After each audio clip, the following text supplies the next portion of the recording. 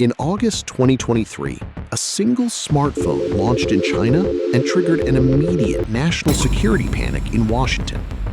The United States had spent billions of dollars and enacted the most aggressive tech blockade in history to stop this exact chip from being built. Economists said China was trapped. American intelligence said it was impossible. But they calculated for governments, factories, and supply chains. They forgot to calculate for him. This is Liang Mong-song, the renegade engineer who broke the global chip monopoly for revenge.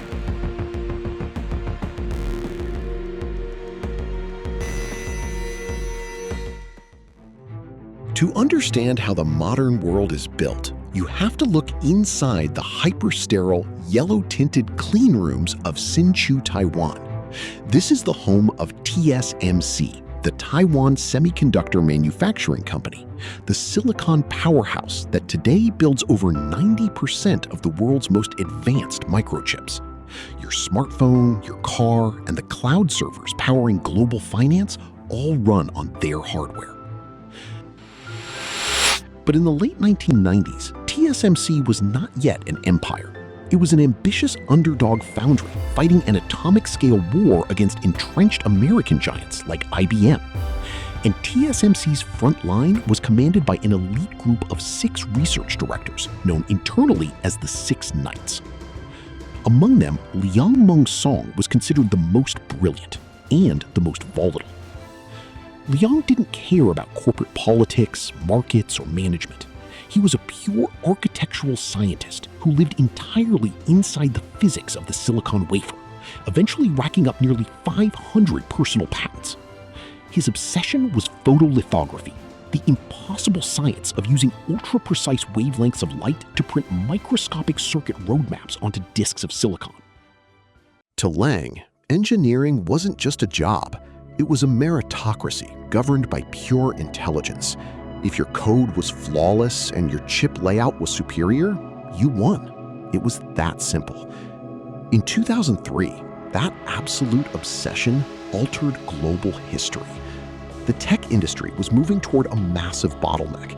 IBM was betting billions on an exotic material to insulate its next-generation chips. Liang looked at the data and saw a fatal flaw in the physics. Acting as a visionary advisor, he steered TSMC away from IBM's path entirely, convincing his executives to master a completely different, copper-based lithography process instead.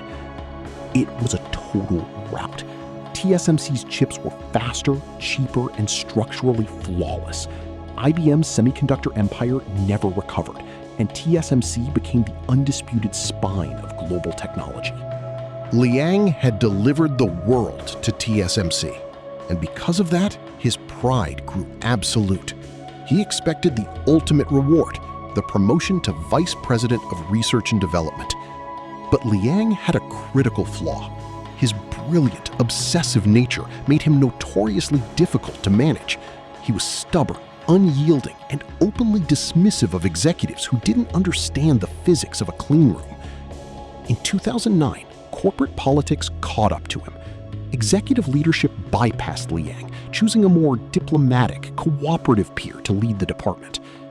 For a man whose entire identity was hard-coded into being the best engineer on Earth, the rejection wasn't just a corporate setback, it was a public, psychological execution. His loyalty to Taiwan and TSMC instantly evaporated, replaced by a singular, blinding motive. Liang packed his notebooks, signed a strict and non-compete agreement, and walked out the door. He had spent 17 years building the greatest tech fortress in human history. Now, he was going to find a rival superpower and show TSMC exactly what happens when you alienate the mind that built you.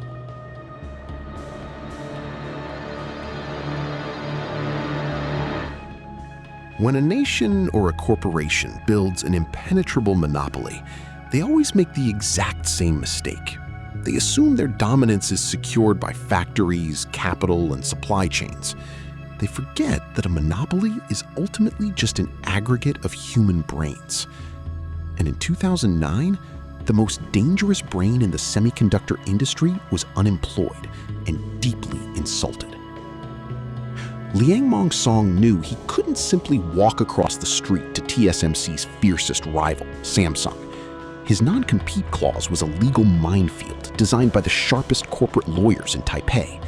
If he touched a Samsung fabrication facility within 2 years of leaving, TSMC would destroy him in court.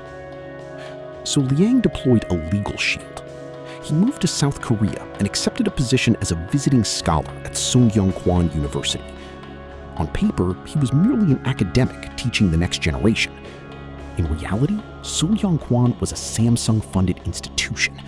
Samsung was quietly flying Liang back and forth on corporate jets, funding an entire microchip research infrastructure just for him. And Liang didn't arrive alone. He brought a quiet exodus of over 20 elite, disenfranchised Taiwanese engineers who answered to him, not a corporate flag. Inside Samsung's labs, Liang looked at their technology roadmap and saw a company lagging years behind Taiwan. They were desperately trying to master the traditional 20-nanometer node. In the chip world, the smaller the nanometer number, the closer you get to the absolute limits of physics. Liang told the executive board to throw their entire plan in the trash. Acting as a defiant rogue, he forced them into an audacious gamble that most executives considered corporate suicide. Skip the 20-nanometer generation entirely and jump straight to 14 nanometers. To go that small, they couldn't use traditional flat two-dimensional gates to turn electrical currents on and off. At those microscopic thresholds, flat gates began to leak electricity. The features were so tiny that electrons were literally jumping the tracks, rendering the chips inefficient and dangerously hot. Liang's solution was a radical three-dimensional design called FinFET. FinFET changed the geometry of reality. It wrapped a 3D gate around a vertical silicon fin, grabbing the electrical current from 3 sides instead of 1 to stop the leaks dead. TSMC was moving toward FinFET slowly, methodically. Liang decided to sprint. He gave Samsung the exact recipe, the precise thermal calibrations, and the structural secrets he had perfected in Taiwan. The gamble paid off with devastating precision. In late 2014, Samsung shocked the global tech sector by beating TSMC to the 14-nanometer market. The financial fallout was catastrophic for Taiwan. Apple, looking to source the processors for the upcoming iPhone 6s, realized Samsung's manufacturing physics were suddenly superior. Samsung stripped TSMC of a massive, multi-billion-dollar portion of the iPhone contract alongside Qualcomm's flagship business. Back in Hsinchu, TSMC executives stared at the Samsung silicon under their own electron microscopes. It was a forensic crime scene investigation. They looked at the atomic layout, the fin spacing, the exact contact angles. It wasn't just a similar design. It was a genetic clone, bearing the unmistakable microscopic fingerprint of Liang Mong-song's handiwork. TSMC realized they hadn't just lost a contract. They had been stabbed in the back by the very architect who drew their blueprints. Enraged, TSMC weaponized the Taiwanese legal system. They won a historic court injunction that did something never before seen in high-tech history. They legally banned a single human being from working, ruling that his mind was quite literally a walking state secret, effectively forcing him away from Samsung even after his original non-compete had expired. Taiwan's Supreme Court had legally neutralized his hands, but the damage was already done. Liang Mong-song had proved he could alter the global balance of power by himself. And though Taiwan had frozen him for now, a new superpower across the strait was watching the lawsuit unfold, and they realized Liang was exactly the weapon they needed.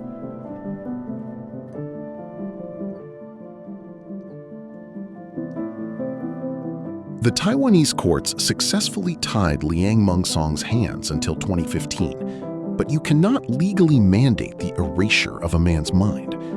When the injunction expired, Liang was a free agent again. His reputation as a lethal corporate mercenary completely solidified.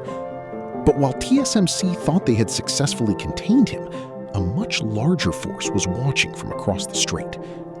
To the west, mainland China was realizing that its entire economic miracle was built on a foundation of sand.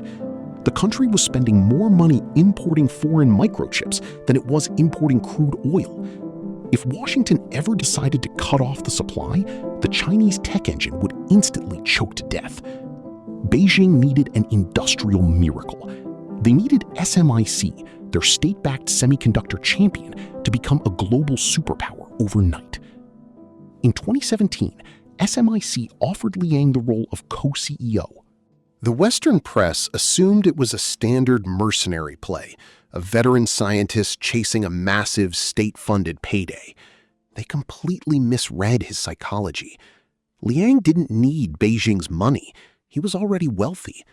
What he needed was a canvas massive enough to execute his ultimate revenge.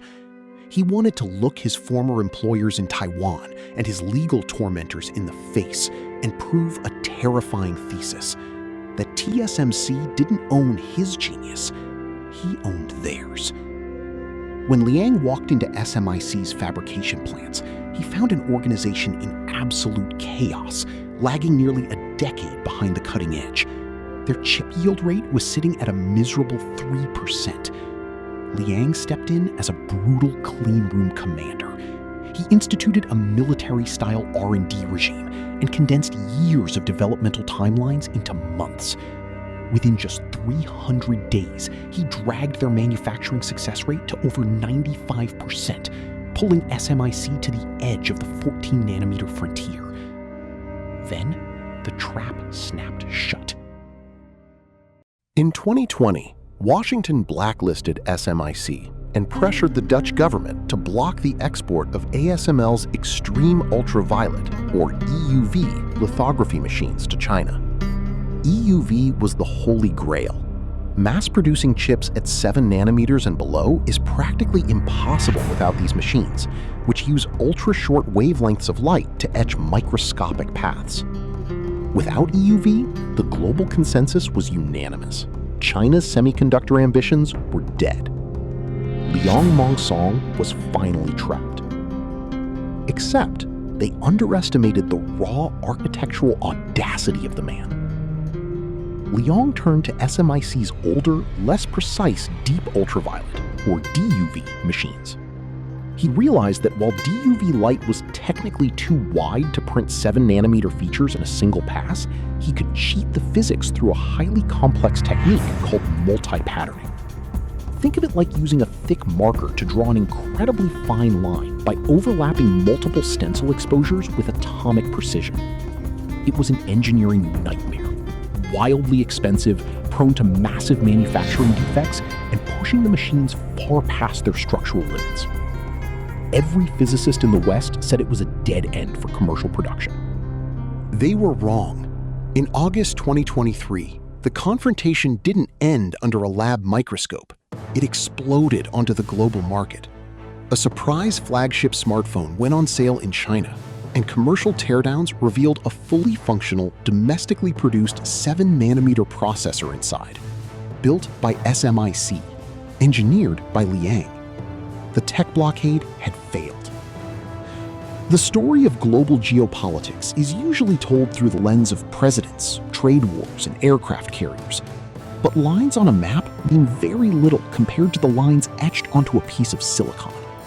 The United States spent hundreds of billions of dollars, weaponized its diplomatic corps, and rewired global trade law to build an airtight cage around Chinese technology. They calculated for everything. They calculated for state subsidies, resource scarcity, and factory capacity. But they failed to realize that the entire modern geopolitical balance doesn't rest on a supply chain.